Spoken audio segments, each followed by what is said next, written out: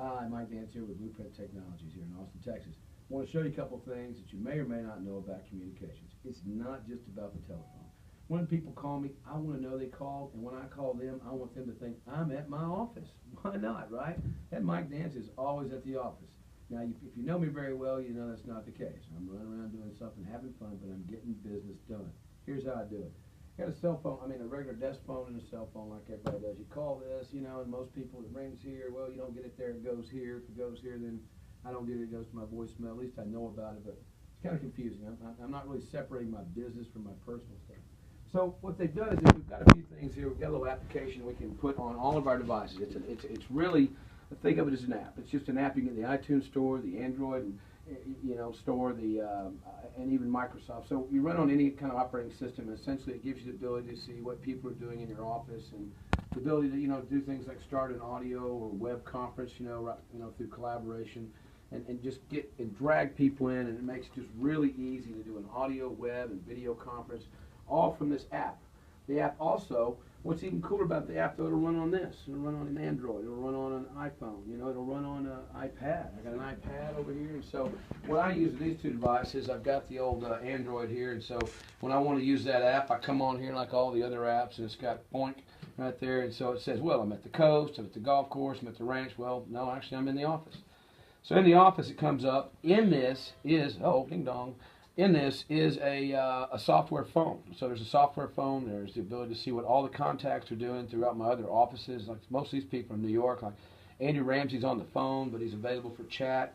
Bill Higuera is available. You look down and you see these different people and what they're up to. This app can be installed on any phone by the end user. You give it an IP address, you're good to go. If I wanted to get a hold of Bill Klein, I would hit that button, and up comes his desk phone, his soft phone, his mobile phone, his home phone, fax, and then I can also chat with him internally with corporate chat as well as email him. If I want to call him on his mobile phone, I would hit that button. It would come up and it would ask me, is that the number you want? You'd say yes. I'd say, well, do you want this call to go out over your Android phone or your soft phone? If I go out over the Android phone, it's going to be the caller ID of my cell phone, which I'm trying to get away from giving my cell phone out to customers, but I still want to talk to them. On the soft phone, if I do that, boom, the call goes out. It's connected. The caller ID comes up from my office. So when the guy calls me back, it's going to be on my office phone. When you call the office phone, it'll ring there. It can ring here. Once again, on the iPad, we have kind of a different interface here. Once again, this the soft phone here is turned off because it's on here. If I was to, for example, bounce out of that, the soft phone connected here. If I come over here, I turn the soft phone on here, and it turns it off over here. So now the soft phone is registered. And now my iPad becomes a phone. And you're seeing people starting to use this because an iPad costs roughly what a phone does these days, but does a whole lot more, as you can imagine. So if I want to call, here's Mike Dance.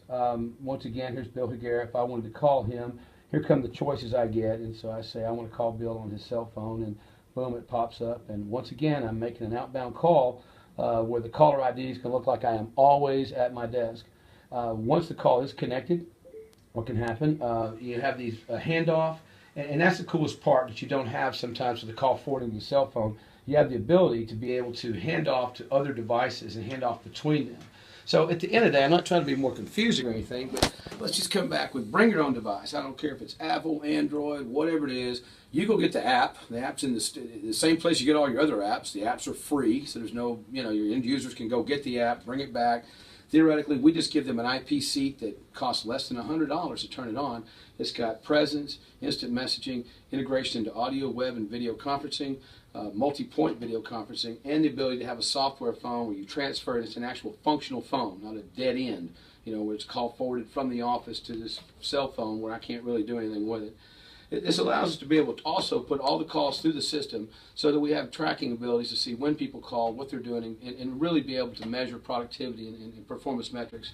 If you want to know more about this, you know where I am, Mike Dance in the Austin office, Blueprint, and love to help you with this because it really works.